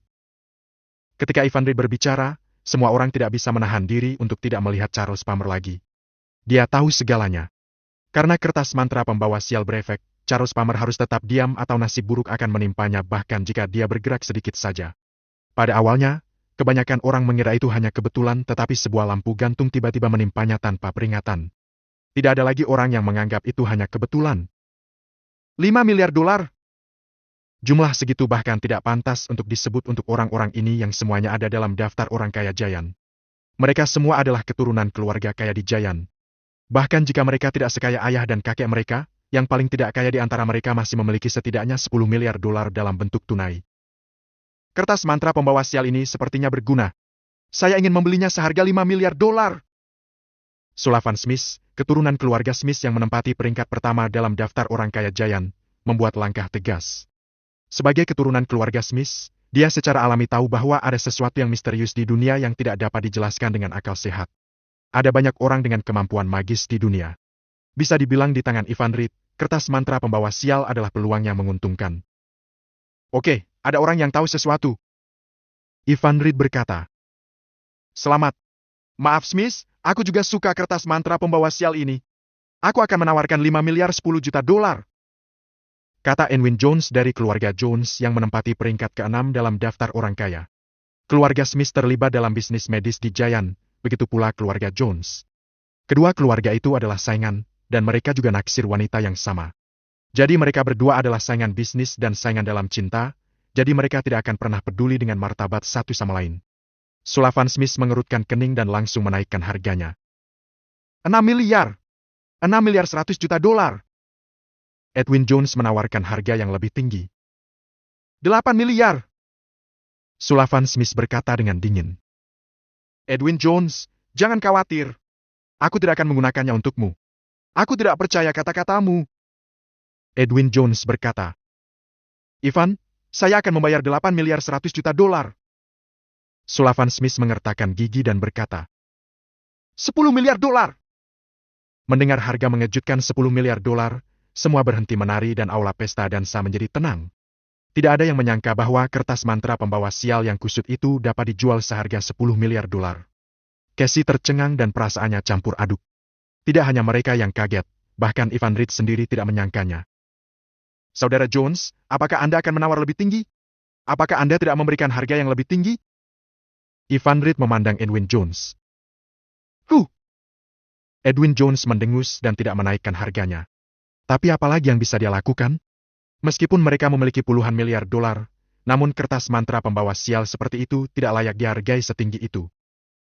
Oke, kalau begitu selamat karena Anda telah berhasil memiliki kertas mantra ini. Apakah Anda ingin membayar dengan uang tunai atau transfer ban? Ivan Reed bertanya. Dengan transfer ban? Baik, silakan transfer uangnya ke rekening saya. Ivan Reed mengeluarkan kartunya dan menyerahkannya kepada Sullivan Smith. Dia tidak memberikan kertas mantra pembawa sial kepada Sullivan Smith sampai uang itu berhasil ditransfer. Ingat apa yang baru saja saya katakan? Jika Anda tidak mengikuti prosedur, itu tidak akan berhasil. Dan Ivan Reed mengingatkan. Mantra jimat ini ampuh untuk orang biasa, tetapi sulit untuk mengatakan apakah itu efektif untuk ahli Feng Shui yang mahir dalam kertas mantra atau mereka yang memiliki kemampuan magis. Kekuatan kertas mantra ini hanya dapat bertahan sekitar 3 hari. Oke. Sullivan Smith dengan hati-hati menyingkirkan kertas mantra pembawa sial itu. Selanjutnya, item kedua. Ivan Reed mengeluarkan jimat lain dari karung. Jimat ini disebut jimat keberuntungan yang saya dapatkan ketika mendapatkan kertas mantra pembawa sial itu. Sesuai dengan namanya, itu dapat mengubah keberuntungan Anda. Jika Anda tidak beruntung, Anda akan menjadi biasa saja. Jika Anda biasa, Anda akan beruntung. Jika Anda beruntung, Anda akan menjadi lebih beruntung. Tentu saja, jika Anda sial, Anda juga dapat menggunakannya untuk membalikan nasib buruk Anda. Mengingat hanya ada satu keberuntungan, saya masih akan menjualnya seharga 5 miliar dolar. Jika banyak yang menginginkannya, maka yang menawar dengan harga tertinggi akan mendapatkannya. Ivan Reed melirik Charles Palmer yang masih berdiri di sampingnya dan berkata, Charles Palmer, apakah kamu menginginkannya? 5 miliar dolar akan membuatmu sial. Wajah Charles penuh dengan depresi dan kebencian, tetapi matanya menatap jimat keberuntungan. 5 miliar dolar, aku. Charles Palmer hendak mengatakan sesuatu ketika seorang pelayan membawa botol anggur lewat dan secara tidak sengaja menginjak botol kaca yang pecah. Dia tergelincir dan tersandung. Nampan di tangannya mengenai mulut Charles Palmer. Palmer, maafkan saya. Pelayan itu meminta maaf dengan panik. Saya tidak sengaja. Pah! Haha! Orang yang malang! Sungguh sial! Di aula, para orang kaya lama itu tidak bisa menahan tawa. Brengsek! Apakah salah bagiku hanya untuk mengucapkan beberapa kata? Charles Palmer tampak sedih. Itu bukan urusanmu. Pergilah. Sekermat melambaikan tangannya dan meminta pelayan itu pergi. Episode ini membuat semua orang semakin yakin bahwa kertas mantra pembawa sial itu berhasil. Bagaimana bisa orang normal begitu sial? Sullivan Smith tidak bisa tidak merasa bahwa dia telah membeli harta karun dan memandang Edwin Jones. Ditatap, Edwin Jones merasa gugup. 10 miliar dolar, Ivan. Aku akan membayar 10 miliar dolar untuk membeli jimat keberuntunganmu. Tanpa menunggu Charles Palmer menawar, Edwin Jones langsung mengangkat tangannya dan berkata, "Semuanya, jangan mencoba bersaing denganku. Ini demi kalian sendiri." "Haha, kamu pikir kamu siapa?" Sullivan Smith mencibir. 10 miliar $1. Wajah Edwin Jones menjadi gelap. 10 miliar dan 100 juta dolar. Sullivan Smith berkata, 10 miliar 100 juta $1. 10 miliar 200 juta dolar. 10 miliar 200 juta $1. Sial! Kurang ajar! $1. Sullivan Smith kembali sadar dan berkata, Jones, menyerahlah jika kamu tidak mampu membelinya. Biarkan aku yang mengambilnya. 13 miliar dolar. Edwin Jones berkata, saya akan menyerah jika Anda membayar $1 lagi. Saya tidak percaya Anda dapat membayar lebih dari itu. Persetan! Sullivan Smith mengangkat bahu dan berkata, ini hanya untuk bersenang-senang. Jones, jangan khawatir. Jimat keberuntungan ini milikmu. Tidak ada yang akan mengambilnya darimu. Jones, selamat untukmu. Ivan Reed mengeluarkan kartu banknya dan berkata, transfer uangnya. Edwin Jones mentransfer uang dengan enggan. Ivan Reed menyerahkan jimat keberuntungan kepadanya. Metode penggunaannya sama dengan kertas mantra pembawa sial, dan pantangan serta efeknya serupa. Oke. Meski Edwin Jones merasa kesakitan, ia enggan untuk mengambil jimat keberuntungan tersebut. Setelah memiliki jimat keberuntungan, dia tidak perlu lagi khawatir apa yang akan dilakukan Sullivan Smith padanya. Ivan Reed senang mendapatkan 23 miliar dolar. Awalnya, dia berpikir bahwa 3 jimat dapat dijual paling banyak 10 miliar dolar lebih sedikit, tetapi dia tidak menyangka akan mendapatkan jumlah berlipat ganda. Gampang sekali menipu orang-orang kaya itu. Tapi, dengan kekuatannya saat ini, dia hanya bisa membuat 3 jimat seperti itu. Dia menghela napas. Kemudian dia mengeluarkan botol air mineral dari karung, yang berisi sesuatu yang hitam dan kental. Teman-teman, benda ini disebut salep super intermittent. Ini bisa melahirkan kembali tulang yang patah dan memperbaharui tulang yang patah. Tidak peduli seberapa parah patahnya, itu bisa sembuh dalam 3 hari. Mendengar apa yang dikatakan Ivan Reed, kerumunan itu terkejut. Mereka tercengang. Terutama Sullivan Smith dan Edwin Jones. Kedua pria itu terlibat dalam bisnis medis. Mereka tahu betapa berharganya obat ini. Bahkan jika mereka tidak tahu apakah salep super intermittent itu benar-benar menakjubkan, mereka memperhatikannya dengan seksama. Botol ini untuk 3 hari. Jika kamu punya pasien di rumah, kamu bisa mencobanya. Harganya tidak mahal, 30 miliar dolar. Sebelum semua orang terkejut, Ivan Reed menambahkan. Anda seharusnya sudah mendengar tentang diri saya. Kekasih saya mengalami kecelakaan mobil sebelumnya, dan kakinya patah. Saya menyembuhkannya dengan itu. Kali ini, saya tidak hanya menjual obatnya, tetapi juga formulanya. Anda tidak perlu mengambil risiko apapun. Saya tidak akan mengklaim 30 miliar dolar sampai Anda memverifikasi obat dan formulanya. Apakah itu harga yang layak? Saya tidak perlu banyak bilang apa-apa. Bab 187, Simanan. Pada awalnya, semua orang tidak percaya bahwa salep super intermittent itu benar-benar berguna. Tetapi ketika mereka mendengar bahwa mereka tidak perlu membayar uang sebelum obat itu terbukti bermanfaat, semua orang tertarik. Tidak. Ivan Reed bisa sangat percaya diri. Apa yang baru saja dia katakan mungkin benar. Dia tidak akan berbohong kepada mereka jika dia sudah puas. Itu adalah keberuntungan yang diperoleh Ivan Reed dalam hidupnya untuk bergaul dengan orang-orang kaya ini. Sudah terlambat untuk menyanjung dan menyenangkan mereka. Bagaimana dia bisa berbohong kepada orang lain? Jika salep super intermittent dapat menyembuhkan luka, patah tulang, dan pecahan tulang dalam 3 hari, seperti yang dikatakan Ivan Reed, itu pasti akan memicu seluruh pasar medis. Nilainya lebih dari 30 miliar dolar. Seseorang mungkin bersedia membayar 100 miliar dolar untuk itu. Lalu, bahkan jika Ivan Reed adalah pembohong, itu tidak masalah. Jika salep super intermittent itu palsu, orang yang membelinya tidak akan rugi apapun. Karena dia tidak perlu membayarnya di awal, bukan? 30 miliar dolar. Aku akan mengambilnya. Sullivan Smith adalah orang pertama yang bergerak. Dia tampak serius. Keluarga Jones terutama terlibat dalam bisnis medis di Giant. Jika Sullivan Smith mengambil obat itu kembali, statusnya di keluarganya akan sangat meningkat. Sullivan Smith, kamu pikir kamu ini siapa? Edwin Jones membalas. Apakah kamu ingin memiliki harta seperti itu hanya dengan 30 miliar dolar? Saya akan membayar 50 miliar dolar. Dia menambahkan 20 miliar dolar secara langsung. Dalam menghadapi sesuatu yang berharga, Edwin Jones sangat tegas. 80 miliar dolar. Sullivan Smith tidak mau menyerah. Aset pribadinya mungkin tidak begitu besar, tetapi tidak sulit bagi keluarga Jones untuk menginvestasikan 80 miliar dolar. Beberapa tuan dan nyonya muda kaya yang ingin mendapatkannya semua dikejutkan oleh Sullivan Smith. 80 miliar dolar. Hanya sedikit orang di Giant yang memiliki uang tunai 80 miliar dolar. Namun, ada pria lain yang menawarkan harga lebih tinggi. 100 miliar. Di kerumunan, seorang pria berjas hitam perlahan berkata, "Saya akan membayar 100 miliar dolar untuk salep super intermittent ini." Saya Simanan. Kalian semua diam! Jangan bersikap tidak menghargai. Pria itu tidak tampan, tidak jelek, tidak tinggi dan juga tidak pendek. Dia adalah orang biasa sehingga tidak ada yang mau meliriknya di keramaian. Jika dia tidak berbicara, tidak ada yang akan memperhatikannya sampai sekarang. Mendengar kata-kata Simanan, semua orang di sini, termasuk Sekermak, memandangnya. Karena, keluarga Sima juga merupakan keluarga bangsawan di Giant. Keluarganya bahkan lebih kaya daripada keluarga Mak. Simanan adalah satu-satunya orang dari keluarga Sima yang bisa dihubungi oleh orang kaya biasa. Dia selalu tidak menonjolkan diri, dan tidak ada yang menyangka dia hadir. Jika dia tidak muncul, bahkan Sekermak tidak mengenalnya. "Simanan? Apakah kamu Simanan?" Berdiri di sebelah Simanan, tim Black dari keluarga Black yang menduduki peringkat ke-9 dalam daftar orang kaya Giant, bertanya. "Bukankah namamu Jang? Jang Nan?" Meski Simanan ikut bersamanya, namun hingga saat ini dia tidak mengetahui identitas aslinya. "Jang Nan adalah nama panggilanku yang biasa." Simanan berkata. "Bagi saya, itu hanya identitas. Saya bisa mengubahnya sesuka hati." Tim Black tahu apa yang harus dilakukan. Tentu. Terlalu mudah bagi keluarga bangsawan untuk memalsukan identitas mereka, dan itu bukan palsu biasa. Anda dapat memeriksa identitas mereka melalui berbagai cara. Anda bahkan dapat menemukan informasi mereka di sistem identitas resmi. Sebaliknya, Anda tidak dapat memperoleh informasi asli mereka dalam sistem identitas resmi.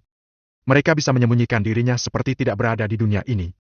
Dalam perjalanan sejarah yang panjang, di balik penyerahan kekuasaan kekaisaran dan pergantian dinasti setiap kali selalu ada beberapa keluarga bangsawan.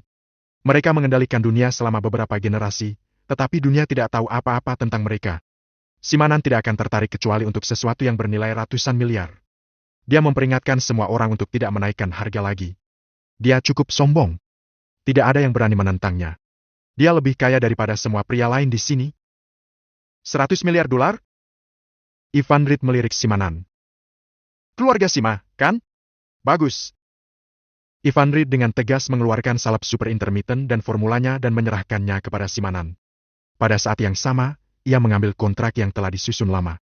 Kontraknya sangat sederhana, yaitu, uang harus dibayarkan jika terbukti bermanfaat, dan tidak ada uang yang harus dibayarkan jika tidak berguna. Tidak ada batasan lain.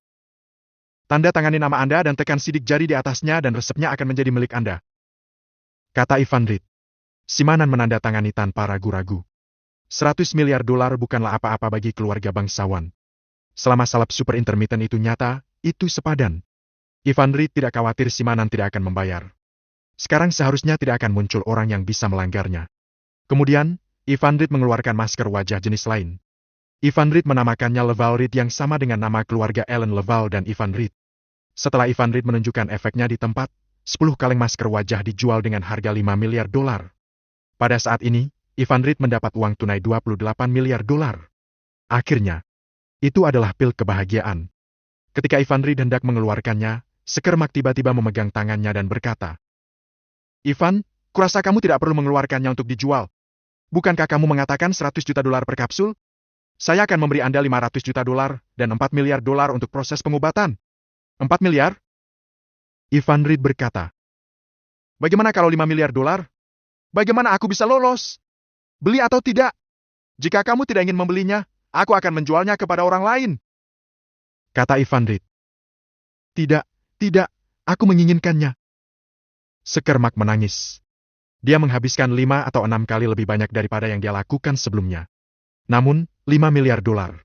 Itu bukan hanya untuk pil kebahagiaan Ivan Reed, tetapi juga untuk suatu hubungan. Sekermak sudah mengerti bahwa Ivan Reed adalah seorang master, jadi dia memutuskan untuk tidak melewatkannya. Mungkin Ivan Reed adalah orang mulia dalam hidupnya. Ivan. Di akhir pesta, Sekermak mengirim undangan. Apakah Anda punya waktu besok malam? Ada kontes tinju di Giant. Kebetulan saya punya beberapa tiket di sini. Kalau mau, Anda bisa pergi dan menontonnya. Tinju? Ya, itu hanya diadakan setiap 3 tahun sekali. Akan ada petinju super, dan orang kaya di luar permainan juga bertaruh. Sekermak merendahkan suaranya. Ivan, sepertinya kamu kekurangan uang, kan? Jika Anda memiliki jimat keberuntungan atau sial, Anda bisa mendapatkan banyak uang. Oke. Ivan Reed berkata. Saya akan datang ke Giant besok. Ivan Reed tidak tertarik pada uang. Pertandingan tinju ini layak untuk disaksikan. Sejauh ini, dia belum bertemu lawan yang sebenarnya dan ingin tahu seberapa kuat dia dalam kompetisi tinju. Setelah pesta dansa, Casey memiliki perasaan bingung. Dia selalu berpikir Ivan Reed bukanlah seorang yang berbakat tetapi seorang pecundang sebelumnya. Tapi malam ini, persepsinya benar-benar terbalik. Bagaimana seorang pecundang bisa mendapatkan 30 miliar dolar dalam waktu setengah jam? Jika memungkinkan, dia juga ingin menjadi pecundang. Di bawah langit malam, Casey duduk di kursi belakang dan memandang Ivan Reed dari waktu ke waktu. Pikirannya melayang. Pada jarak sedekat itu, dia bisa dengan jelas merasakan bau pria di Ivan Reed. Tanpa sadar, adegan konyol malam itu muncul di benaknya lagi. Pikirannya sedikit memerah. Wajah cantiknya menjadi sedikit merah muda. Ivan Reed, ini sudah larut. Tolong tinggal di rumahku malam ini. Entah bagaimana, Casey mengutarakannya. Bab 188, kegembiraan yang luar biasa. Oke. Tidak ada yang akan menolak undangan dari wanita cantik. Ivan setuju dengan cepat tanpa ragu-ragu. Casey tidak berharap untuk mengajak Ivan pulang dan bermalam di rumah. Namun, karena Casey sudah mengatakannya dan tidak bisa menariknya kembali, dia harus menerima kenyataan ini. Di dalam mobil, sopirnya sangat terkejut. Kelopak matanya berkedut. Pria yang telah menjadi sopirnya Casey di rumah dan di luar negeri selama bertahun-tahun yakin bahwa itu benar-benar pertama kalinya Casey mengundang seorang pria untuk menginap di rumah. Apa hebatnya orang ini? Pikir sopir sambil menatap Ivan lewat kaca mobil. Sopir ini tidak bisa menemukan kelebihan apapun pada Ivan selain wajah yang tampan. Di Kompleks Haiti, Kota Sisbey. Kompleks ini adalah kawasan tempat tinggal termewah di Kota Sisbey. Unit apartemen paling kecil juga memiliki luas 200 meter persegi. Daerah tempat tinggal memiliki 8 lantai. Dari sini, kamu bisa menikmati indahnya laut. Casey tinggal di lantai paling atas, dengan luas sebesar 500 meter persegi dan lebih mewah dari villa keluarga Laval. Unit apartemen ini dilengkapi set perabotan rumah kayu yang mahal, marmer dan bahkan ada kolam renang. Apa yang dikerjakan oleh keluargamu? Tanya Ivan yang kaget ketika melihat tempat tinggal sebesar ini. Ivan masih belum tahu identitas Casey sekarang. Casey tidak menjawab, tapi dia membuka pintu sebuah ruangan. Kamu akan tinggal di sini malam ini. Aku akan tidur di kamar sebelah kamarmu. Apa kamu tidak akan tidur bersama? Tanya Ivan. Kamu pikir kamu siapa? Dengus Casey. Aku ingatkan, jangan mendekati kamarku, atau kamu tidak akan berakhir dengan baik. Kenapa kamu begitu galak? Aku sudah pernah tidur bersamamu. Gumam Ivan dengan nada rendah. Ivan mengira akan mendapatkan malam yang indah lagi, tetapi dia tidak menyangka mereka akan tidur terpisah malam ini. Di tengah malam, Ivan menutup pintu dan mulai berkultivasi. Casey berguling-guling di tempat tidur dan tidak bisa tertidur untuk waktu yang lama. Mungkin karena dia minum anggur malam ini, sosok Ivan terus muncul di benaknya. Apakah aku jatuh cinta padanya? Casey merasa tidak enak. Dia adalah sahabat terbaik Ellen. Casey selalu memberitahu Ellen untuk tidak mempercayai omong kosong seperti tahan api, anti maling, dan mencegah sahabat. Casey tidak pernah akan berhubungan dengan seseorang seperti Ivan. Namun sekarang, Casey mempermalukan dirinya sendiri begitu cepat. Bahkan, apakah dia sangat senang? Casey sangat kesulitan dalam hati. Tinggal beberapa hari dengan Ivan, Casey menyadari bahwa Ivan adalah pria yang sempurna, kecuali latar belakang keluarga Ivan yang miskin. Selain itu, Ivan benar-benar sangat kompetitif dan setidaknya bisa memuaskan Casey. Selain itu, setiap obat buatan sendiri yang dia tunjukkan di pesta sangat menakjubkan. Kalau Ivan berniat untuk melakukannya, kota Sisbe akan menjadi tempat yang terlalu kecil untuk bakat Ivan. Mungkin saja dia akan menjadi seorang dokter tingkat internasional di masa depan. Pasti ada masa depan cerah yang menunggunya. Cassie, apa yang kamu pikirkan setiap hari? Apa kamu kekurangan pria? Cassie tidak tahu pesona apa yang dimiliki oleh Ivan. Ketika Cassie akhirnya tertidur, Ivan tiba-tiba muncul di mimpinya. Bagaimana Cassie bisa bermimpi seorang pria? Hal ini sangat luar biasa. Cassie terkejut dengan mimpinya. Malam sudah larut, Ivan seharusnya sudah tidur.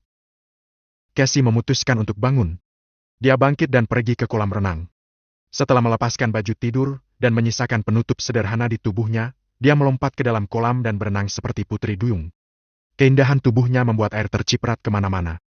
Cassie berenang dengan sangat cepat, karena mungkin ini adalah caranya untuk mengalihkan perhatian dan berhenti memikirkan pria bodoh itu. Hachi! Di dalam ruangan, Ivan yang baru saja menyelesaikan kultivasinya, bersin tanpa alasan. Siapa yang merindukanku? Ivan menggosok ujung hidungnya. Melihat keringat yang tersisa setelah berkultivasi, dia memikirkan kolam renang dan hendak berenang. Cassie seharusnya sudah tidur, bukan? Ivan merasa sia-sia kalau tidak menggunakan kolam renang. Bagaimanapun, berenang di kolam renang pasti akan terasa lebih nyaman. Di masa lalu, Ivan terlalu miskin. Sejujurnya, dia belum pernah berenang di kolam renang seumur hidupnya, apalagi di kolam mewah seperti ini. Memikirkan hal itu, Ivan langsung bergegas berjalan ke kolam. Dia tidak terlalu memikirkan suara percikan air di dalam. Ivan mengira bahwa suara percikan air terjadi karena kolam mengganti air secara otomatis. Dia langsung mendorong pintu dan berjalan masuk. Cassie baru saja muncul ke permukaan. Dia mengibaskan rambut basahnya yang indah ke belakang dan memercikan air dalam jumlah banyak ke belakang. Cassie mengangkat tangan dan merapikan rambut ke belakang telinganya, menunjukkan wajahnya yang sempurna dan halus. Kemudian, bagian tubuh atas mulai naik diikuti oleh kaki putih yang ramping itu. Ivan yang kebetulan melihat pemandangan ini langsung tertegun. Jantung Ivan pun memompa darah dengan cepat. Mata Ivan dipenuhi dengan kulit putih yang basah oleh butiran air, dan juga sosok dengan lekukan tubuh yang indah. Pada saat ini, Cassie menyeka air di mata dan perlahan membuka matanya. Cassie melihat Ivan yang tinggi berdiri di depan dengan celana pendek. Tubuh Ivan terlihat kekar, dipenuhi otot dengan warna kulit gandum, dan wajah tampan yang membuat banyak wanita terpesona. Cassie pun tercengang. Kedua matanya yang jernih dipenuhi oleh ekspresi terkejut dan juga heran. Sedalam ini, apakah aku sangat merindukannya sampai melihat ilusi? Cassie tanpa sadar menutup kembali matanya dan membukanya lagi. Ivan masih berada di sana. Begitu parah? Cassie berbisik dalam hatinya dan melirik Ivan dari atas ke bawah. Ketika Cassie memperhatikan Ivan dengan seksama, dia tiba-tiba tercengang. Sepertinya, bukan ilusi? Ivan berdeham, mengedipkan mata dan berkata, Nona Cassie, kamu di sini juga? Kebetulan sekali. Ini bukan ilusi. Pupil mata Cassie tiba-tiba mengecil dan wajahnya memerah. Dia berkata dengan terpatah-patah. Ivan, kamu. Malam ini cukup panjang. Aku tidak bisa tidur. Ucap Ivan menutup pintu. Dia berjalan ke arah Cassie dan mengajaknya. Karena kebetulan kita berada di sini, bagaimana kalau kamu berenang bersamaku? Semuanya baik-baik saja. Bersama? Cassie masih tercengang. Selain wajahnya yang cantik, tulang selangkanya juga menjadi merah dan dia terlihat lebih menawan. Di dalam hati Cassie, iblis dan malaikat sedang bertarung. Iblis berkata, Cepatlah. Apa kamu tidak mencintainya? Kamu telah jatuh cinta padanya. Dia juga mengambil inisiatif. Apalagi yang kamu tunggu? Jangan ragu. Kalau kamu ragu lagi, kamu akan kehilangan kesempatan. Hanya satu malam, hanya satu malam. Setelah hari ini, anggap saja tidak terjadi apa-apa, sama seperti sebelumnya. Malaikat berkata, Kamu benar. Tanpa sadar, Cassie mengangkat tangannya dengan pelan. Ivan meraih tangan Cassie sambil tersenyum lembut. Dia pun menggenggam telapak tangan Cassie dan melompat ke kolam bersama-sama. Ivan masih muda dan bersemangat. Meskipun Ivan bukan orang jahat, dia tidak pernah menyombongkan dirinya sebagai orang baik. Melihat kecantikan Cassie, dia tidak bisa mengendalikan diri. Ivan menyeretnya ke dalam air bersama-sama. Mereka menari di dalam air seperti bebek Mandarin, memicu percikan air yang keras dari kolam. Tidak ada yang berbicara lagi. Tidak ada yang memikirkan apa yang akan terjadi besok dan seperti apa hari esok. Mereka hanya ingin menikmati gairah saat ini. Semburan uap menyelimuti ruangan kolam renang, membuat seluruh rumah seperti negeri dongeng. Dalam kabut, gairah mereka membara. Di pagi hari, saat matahari sedang cerah, Ivan membuka matanya pada saat jam 11 pagi. Dia buru-buru mengirimkan uang yang diperolehnya semalam kepada Lard. Ivan menyuruh Lard memberitahu Ellen untuk mengambil alih grup Raspen sementara waktu. Lard akan menemani Ivan dan Cassie ke Giant. Bab 189, apa yang terjadi? Setelah malam pencerahan, walaupun Cassie tidak tahu bagaimana menghadapi Ellen di masa depan, dia meyakinkan diri sendiri bahwa dia sudah tahu bagaimana menghadapi Ivan. Senyum, gerak tubuh, dan ekspresinya menambahkan pesona yang tak terhitung jumlahnya. Cassie menggandeng tangan Ivan dan meninggalkan kompleks bersama-sama. Postur tubuh Cassie yang indah menarik perhatian banyak pria di sepanjang jalan. 80% pria akan menoleh ke belakang, sisa 20% tidak berani karena takut pada pacar atau istri mereka. Kamu sangat cantik hari ini. Ivan memuji tanpa ragu-ragu. Cassie memang sangat cantik hari ini. Di bawah rambutnya yang sedikit keriting, wajahnya tersipu malu. Gaunnya terlihat berani tapi tidak vulgar, dan garis-garis pada gaun terlihat dangkal. Sosok yang indah tampak di balik gaunnya. Di bawah rok yang bercabang, pahanya yang ramping dan putih terlihat dari waktu ke waktu, seperti bintang yang berjalan di jalan. Dia bahkan lebih cantik dan menawan dari sebelumnya. Penampilanku yang paling menawan hanya untuk pria yang paling kucintai. Bisik Cassie. Di luar komunitas, Lard sudah menunggu di sana. Cassie berjalan bergandengan tangan dengan Ivan. Melihat ini, Lard tertegun sejenak dan kemudian tampak iri. Enaknya masa muda. Lard teringat tahun-tahun luar biasa ketika dia masih muda dan mencari nafkah dalam bahaya. Namun, hanya ada 4 wanita yang menemani Lard dalam hidupnya. Semua wanita ini, bahkan ketika masih muda, tidak secantik wanitanya Ivan. Seorang pria yang tidak romantis ketika dia masih muda tidak akan pernah menjadi pria sejati. Lard berkata dengan nada iri. Tuan Reed, Nona Cassie, oh bukan, Nyonya Reed. Panggilan Nyonya Reed membuat jantung Cassie berdetak lebih cepat dan pipinya merona. Tuan Scott, sebaiknya Anda panggil saya Cassie saja. Saya tidak berani. Ucap Lard menolak. Tuan Reed adalah dermawan penyelamat hidup saya. Meskipun Tuan Reed masih muda, namun dia adalah orang yang paling saya hormati. Anda dan Tuan Reed adalah orang yang paling saya hormati. Baiklah. Jawab Cassie. Walaupun Cassie terlihat menolak, dia sebenarnya menginginkan Lard memanggilnya Nyonya Reed. Gelar ini juga merupakan pengakuan atas dirinya dan cara bersumpah untuk Ivan, bukan? Lard sudah menyiapkan helikopter di vilanya. 1 jam kemudian, mereka bertiga tiba di kota Giant. Lard telah lama berencana untuk mengembangkan bisnis di kota Giant. Meskipun dia tidak pernah memiliki kesempatan, dia telah membeli sebuah villa di sana dan mempekerjakan orang untuk mengurusnya sepanjang tahun. Tuan Reed, Anda jarang mengunjungi Giant, kan? Masih ada waktu sebelum kompetisi tinju dimulai. Apakah Anda ingin saya ajak berkeliling? Tanya Lard. Tidak, terima kasih. Seker akan segera menjemput kita. Sebelum berangkat ke Giant, Ivan sudah menghubungi Seker. Mereka baru saja berada di sini selama 10 menit. Sebuah minibus tiba di villa. Seker tercengang saat melihat kecantikan Cassie. Kemudian dia dengan cepat mengalihkan pandangannya dan berkata, Ivan, selamat datang di Giant. Kakak ipar, Tuan Scott, ayo masuk ke mobil. Aku akan membawa kalian ke tempat yang indah. Setelah mereka semua naik minibus, Seker berkata, di Giant, judi cukup populer. Kalian bisa melihat kedai teh, catur majang, dan kartu remi kapan saja dan di mana saja. Orang-orang di sini sangat mahir. Tapi yang paling terkenal di sini adalah perjudian batu. Meskipun pecahan batu giok sangat berharga bagi kebanyakan orang, tapi bagi kita, tidak ada bedanya dengan batu biasa. Hal ini tidak sehebat yang dipikirkan para pecinta batu giok. Sebaliknya, perjudian biasa lebih menarik. Lihat, apa yang terjadi? Batu giok menjadi batu yang pecah. Ivan ingin menendang Seker dari minibus. Dalam perjalanan, Seker terus berbicara. Pertama, dia menjamu Ivan dan yang lain di restoran paling mahal di sana, dan kemudian membawa mereka bertiga ke sebuah kawasan makmur, sebuah kompleks kelas atas di pusat kota. Di luar kompleks, suasana terasa ramai dan berisik. Namun, di dalam kompleks justru terasa tenang dan elegan. Tampak seperti 2 dunia yang sangat bertolak belakang. Kompleks ini adalah kawasan villa. Kawasan ini disebut Surga Selatan. Surga Selatan milik satu orang, Gregory Barnes, Raja Kota Giant. Kata Seker. Orang awam mengira bahwa tempat ini adalah tempat tinggal biasa, tapi nyatanya ini adalah tempat yang unik. Tempat ini merupakan pusat hiburan orang kaya, yang berisi kasino, batu judi, klub, dan rumah lelang. Kalau kita ingin mengunjunginya, kita harus terlebih dahulu menjadi VIP dari Surga Selatan atau perusahaan VIP. Di bawah perlindungan Raja Kota Giant, keluarga kaya dan bangsawan senang datang ke sini. Di satu sisi, mereka dapat memperoleh lebih banyak sumber daya di sini. Di sisi lain, tempat ini sangat aman. Tidak peduli apapun yang mereka lakukan di sini, mereka tidak akan pernah diselidiki dan tidak ada yang berani membuat masalah. Ivan berkata. Bagaimana kalau kamu tinggal di sini? Hei! Sekar tersenyum. Begitu kamu keluar dari sini, kamu bisa melakukan apa yang kamu mau. Tapi, kamu juga bisa tinggal di sini selama 10 hari, setengah bulan, dan bahkan bertahun-tahun selama kamu mau. Raja Kota Jayan, apakah dia begitu kuat? Tentu saja, bahkan keluarga bangsawan pertama di Jayan harus menunjukkan rasa hormat kepada Raja Kota Jayan. Ucap Sekar. Saya mendengar bahwa dia hanya memiliki satu anak perempuan. Sayangnya, hanya sedikit orang yang pernah melihatnya. Siapapun yang dapat menikahi putrinya akan beruntung. Sekar membawa mereka ke sebuah villa besar.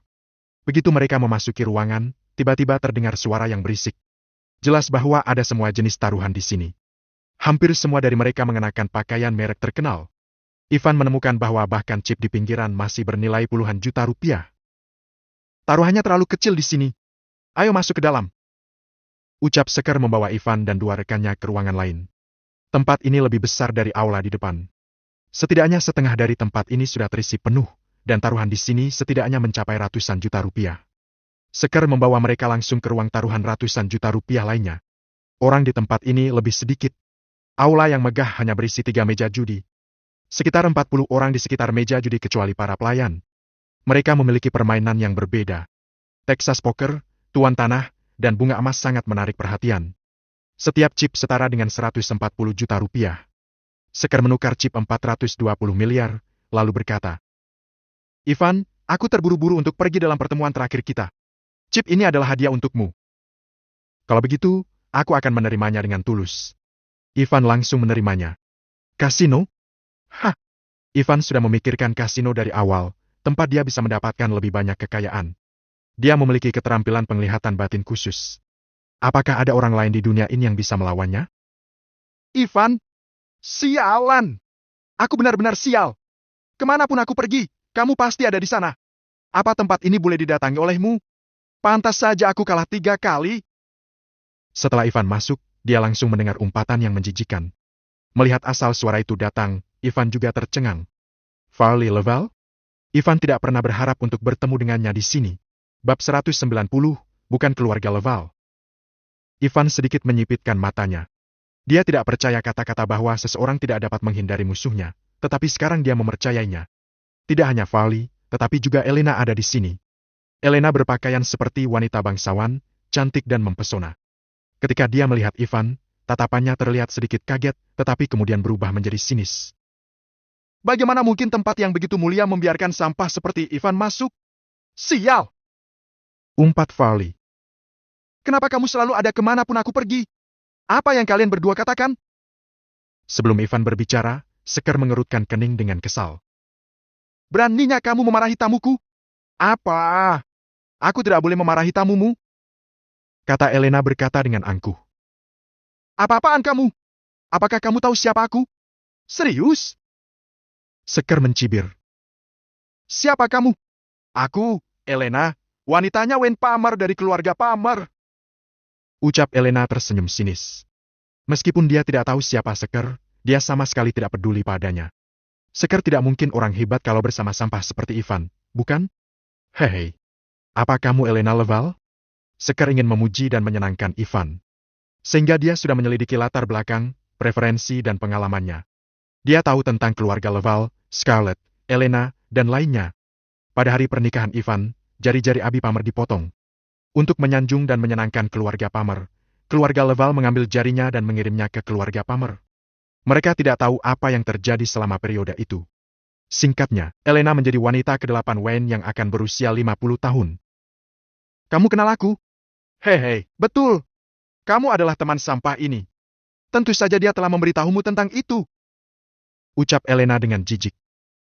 Karena kamu tahu identitasku, kenapa kamu tidak keluar? Jangan menarik perhatian di sini. Atau keluar dari surga selatan, aku akan mengajarimu bagaimana harus bersikap. Wanita, kamu benar-benar kasar dan tidak berbudaya. Sekar tidak ingin repot berbicara dengannya. Menurutnya, keluarga Leval adalah sampahnya ampas. Bahkan jika Sak datang ke sini secara pribadi, dia tidak berani menyentuh Elena. Ivan, maafkan aku. Aku tidak tahu mereka ada di sini. Sekar minta maaf. Tidak masalah. Ivan melirik mereka dan tidak menganggapnya serius sama sekali. Karena mereka sangat kasar, Ivan tidak keberatan mengambil kekayaan mereka. Kemudian, Ivan mendapatkan sebuah kursi dan duduk. Cahaya melintas di matanya. Penglihatan batin. Meja ini penuh dengan bunga emas. Bunga emas sangat sederhana. Ivan, apa kamu mengerti? Ada beberapa perubahan halus dalam aturan yang mungkin berbeda dari yang lain. Kata Seker. Misalnya, straight 123 adalah kartu terbesar kedua di kartu straight, dan Kika menempati urutan pertama. Kalau kamu mendapatkan 235, kamu dapat langsung mengumpulkan semua uang di atas meja setelah membuka kartu. Kalau kamu memilih untuk tidak membuka kartumu, kamu dapat terus mengikuti. Tetapi setelah membuka kartumu, kamu dapat mengumpulkan uang dan tidak diizinkan untuk terus mengikuti. Kalau itu adalah kartu yang sama, siapapun yang mengungkapkannya akan kalah. Taruhan minimum adalah 1,4 miliar dan tidak memiliki batasan. Taruhan minimum adalah 1,4 miliar dan tidak memiliki batasan. Sejujurnya, taruhan ini sudah sangat besar. Jika sebelumnya, Ivan tidak akan berani membayangkannya. Sekarang tidak masalah. Dia memiliki penglihatan batin, hanya sedikit orang yang bisa menang darinya. Seperti yang diharapkan, hanya dalam waktu sekitar 20 menit setelah bermain, Ivan berhasil mengubah 420 miliar chip menjadi 490 miliar. Menang atau kalah sangat wajar. Lagi pula, ada 13 orang di meja ini, dan uang minimum untuk setiap putaran adalah 18,2 miliar. Ivan bermain 9 putaran dalam 20 menit dan hanya menang 2 kali. Tingkat kemenangan tidak tinggi. Walaupun dia tidak seberuntung Vali, dia tetap memenangkan hampir setengah dari 9 putaran. Ada lebih dari 840 miliar chip di depannya. Di masa lalu, keluarga Leval hanya memiliki harta sekitar 140 miliar sampai 280 miliar. Dalam taruhan hari ini, Vali memiliki 840 miliar dan Elena memiliki 420 miliar, jumlah kedua uang mereka hampir mencapai 1,4 triliun. Kedua bersaudara ini terlihat bangga dan tersenyum angkuh. Menjilat keluarga Pamer membuat mereka menjadi kaya. Meskipun mereka tidak tahu kenapa Ivan bisa memiliki 420 miliar, mereka tidak peduli untuk mengetahui bagaimana Ivan mendapatkannya. Dibandingkan dengan jumlah uang mereka yang hampir 1,4 triliun, 420 miliar bukanlah apa-apa. Ivan, sepertinya kamu tidak cukup beruntung. Ejek Vali. Kamu sangat pengecut sampai membuang semua kartu. Orang seperti ini adalah pelacur. Bukankah normal kalau keberuntunganmu dalam berjudi terlalu buruk? Kata Elena dengan nada menghina. Mungkin menikahi Ellen adalah hal yang paling beruntung baginya. Itu benar. Ucap Vali setuju. Sekar ingin memberi mereka pelajaran, tetapi dia tidak berani melakukannya di surga selatan. Namun, Cassie mengejek. Ya, Ivan bisa menikahi Ellen. Tidak seperti wanita tertentu yang menikahi pria yang lebih tua dari ayahnya sendiri. Wanita itu bahkan menyebarkannya tanpa malu-malu. Aku ingin tahu kamu memanggil ayahmu apa sekarang? Kakak? Atau Wen memanggilnya ayah mertuamu? Menarik sekali. Mungkin mereka memiliki pendapat yang berbeda. Kata Ivan. Dia memanggil Travis sebagai ayah. Wayne memanggil ayahnya sebagai kakak. Travis kemudian memanggilnya saudara Elena. Ini cukup menarik. Menikahi seseorang yang lebih tua dari ayahnya sendiri? Aduh. Setelah mendengarnya, orang-orang di sana ikut tertawa. Mereka semua adalah bangsawan berpangkat tinggi dan keturunan dari keluarga bangsawan. Tentu saja, mereka tidak takut pada Elena dan Vali, sehingga mereka juga berani tertawa terbahak-bahak. Elena tersipu malu, dan dia ingin membantahnya. Namun, apa yang dikatakan Cassie memang benar, jadi dia hanya bisa mendengus dingin. Vali, kamu beruntung bisa menang dari wanita jalang sialan ini hari ini. Vali merasa beruntung hari ini, dan kemudian dia memenangkan 3 putaran lagi berturut-turut. Kalau bukan karena berada di surga selatan, semua orang merasa kalau dia akan segera tertimpa kesialan. 840 miliar akan segera menjadi lebih dari 1,26 triliun. Hahaha. Vali tertawa. Dealer cantik, tunggu apa lagi? Ayo lanjutkan. Satu persatu kartu dikeluarkan oleh dealer cantik. Ivan bisa melihat dengan jelas apa kartu semua orang di meja judi. Tidak perlu dipastikan, Vali memang cukup beruntung hari ini. Dia mendapatkan 3 kartu bernilai 9 poin.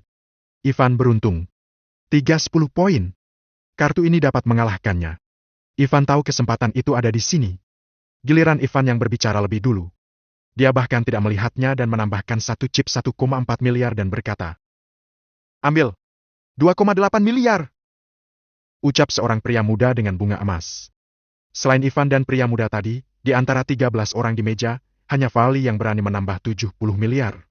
Dia berkata, 1,4 miliar hanyalah jumlah kecil. Beberapa hari yang lalu, Aku sempat makan bersama dengan Thea Stone, Dewa Judi. Dia mengatakan bahwa kalau aku menang, berarti aku sedang beruntung. Aku akan memanfaatkan situasi ini untuk menambah lebih banyak. Kalau kamu tidak punya chip yang cukup, silahkan keluar saja dan lihat dari samping. Ikut. Ucap Ivan terus menambahkan chipnya. Haha, menarik. Ucap Farley sambil tersenyum muram. Aku akan memenangkan putaran ini.